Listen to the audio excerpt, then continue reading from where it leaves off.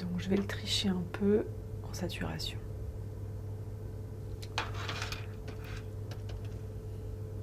Juste pour garder la bonne sensation dans l'œil en fait. Plus.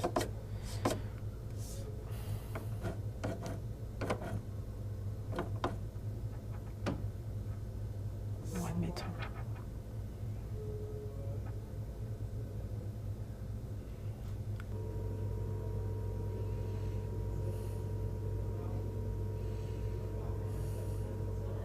Moi, je viens pas du tout d'un univers de cinéma, d'école de cinéma ou d'études audiovisuelles. J'ai fait des études de chimie en fait, donc un truc qui n'a rien à voir. J'ai commencé par un DUT de chimie et je me suis spécialisée dans la couleur. Et donc à la suite de ça, j'étais coloriste chimiste, mais rien à voir avec les images en fait. Et c'est par hasard que j'ai découvert le métier de coloriste au cinéma, dans un magazine. Et de fil en aiguille, j'ai fait des recherches et j'ai fini par faire une super rencontre d'un coloriste justement, qui lui travaillait chez LTC à l'époque, à Saint-Cloud, et qui m'a gentiment ouvert les portes du labo pour montrer un petit peu ce que c'était que l'étalonnage. Et qui m'a proposé plus ou moins d'y faire un stage en fait.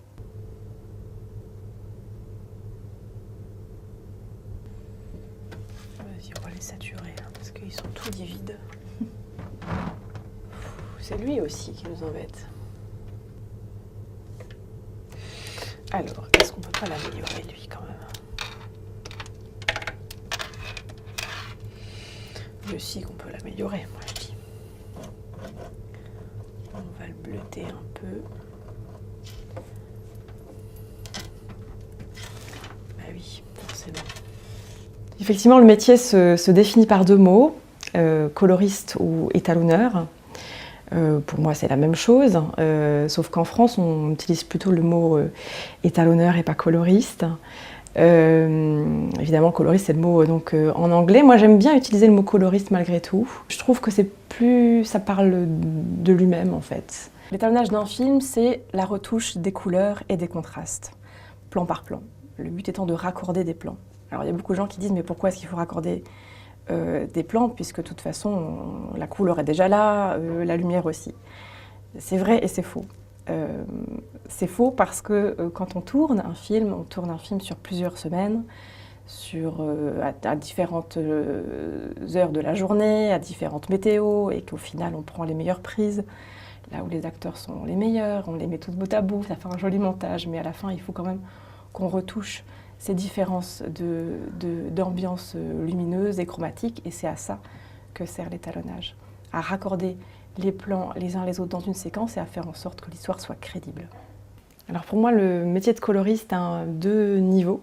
Le premier niveau de ce métier-là, c'est d'harmoniser chacun des plans d'un film. La deuxième étape, pour moi, c'est trouver l'univers du film, c'est trouver son identité visuelle, c'est aller chercher l'image juste. Ah, c'est peut-être ça la solution en fait. Peut-être ça la solution.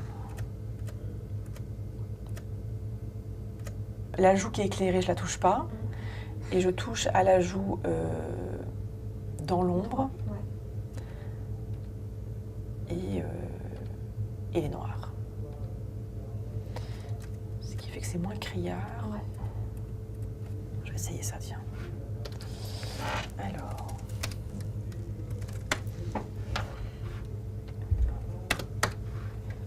Si je fais ça. C'est dur, hein. Ouais. Et là-dessus, on est comment ?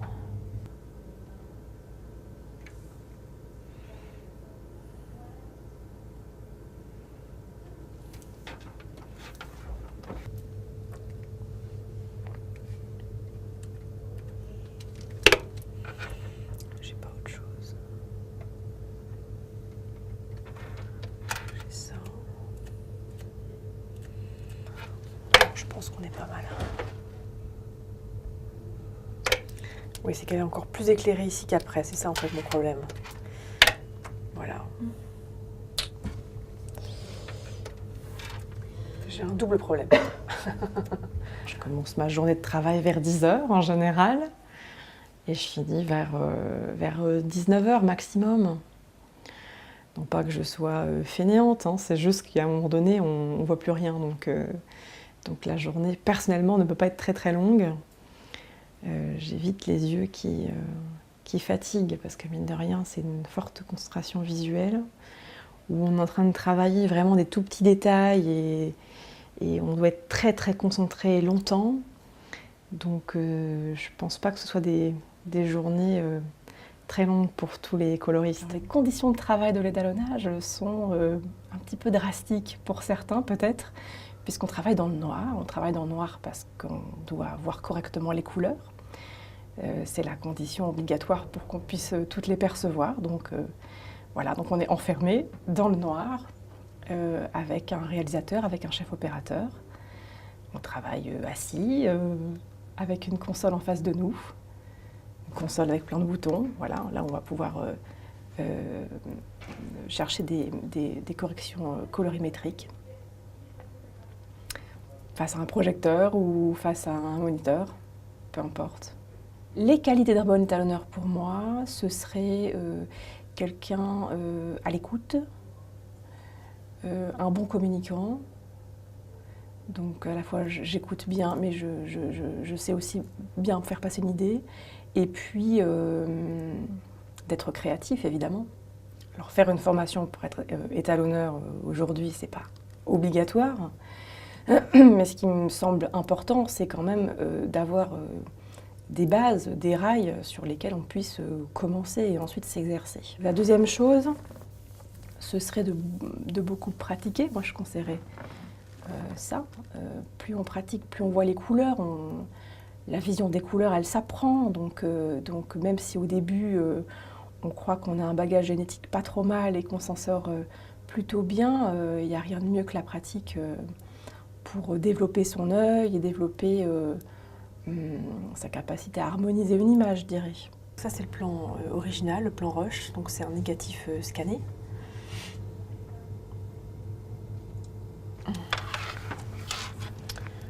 Et donc, on l'étalonne. On va faire comme ça, tiens. Hop. Ok, donc on l'étalonne un petit peu en primaire, donc sur des valeurs de contraste et de balance. Voilà, il a un petit peu trop contraste finalement. Et là, sur ce plan-là, on se rend bien compte que le vert du tronc d'arbre qui est au premier plan est beaucoup trop vert saturé en fait. Il attire trop l'œil par rapport au personnage. Ouais. Alors, si on va le chercher.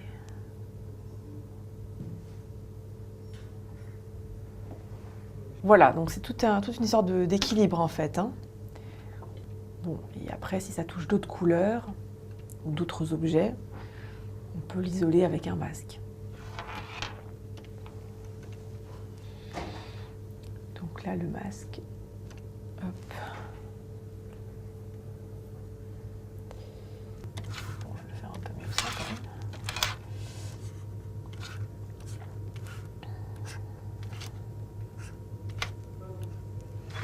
Alors il faut qu'il soit très sauveté pour pas trop qu'on le sente, hein, sinon ça marche pas.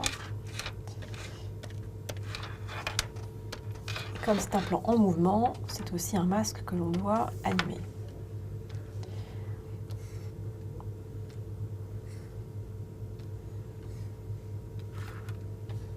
Une des difficultés de l'étalonnage, c'est aussi le fait d'être la dernière étape de post-production image d'un projet. Donc ça veut dire qu'on est un peu au bout de l'entonnoir et que toutes les questions qui n'ont pas été abordées jusqu'à présent, toutes les choses qui n'ont pas été tranchées, qui n'ont pas été choisies, eh ben, elles se retrouvent discutées en session avec potentiellement des conflits ou en tout cas des choses des choses à gérer. Ça, c'est pas quelque chose de toujours évident, puisque beaucoup de gens pensent qu'en post-prod, on peut faire un petit peu tout ce qu'on veut, et encore plus avec le numérique.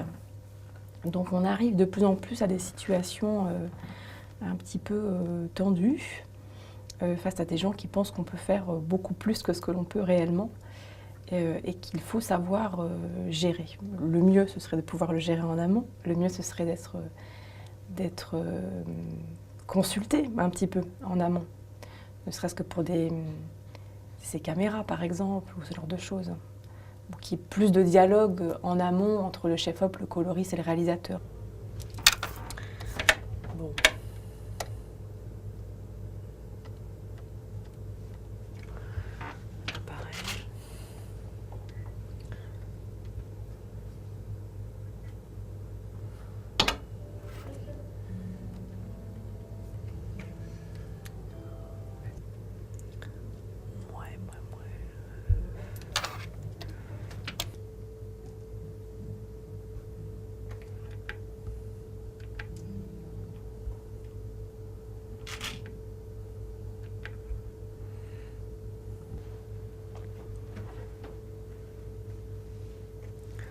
Bon, allez, si on change ça, tiens.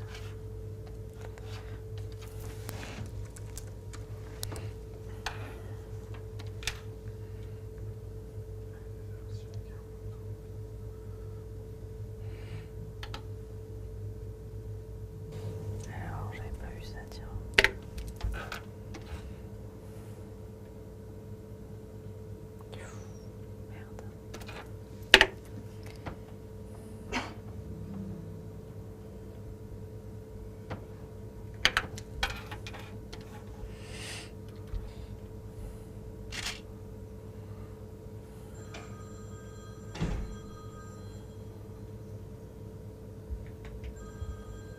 Un des côtés un peu positifs de l'étalonnage, c'est qu'effectivement, à chaque film, c'est un projet différent, donc chaque travail est abordé de façon complètement différente, d'autant plus que les réalisateurs et les chefs opérateurs ont aussi une part importante, c'est-à-dire qu'on est dans une rencontre, on est en train de travailler ensemble, la façon dont on va travailler va être complètement différente d'une personne à une autre, et puis la façon d'aborder un projet.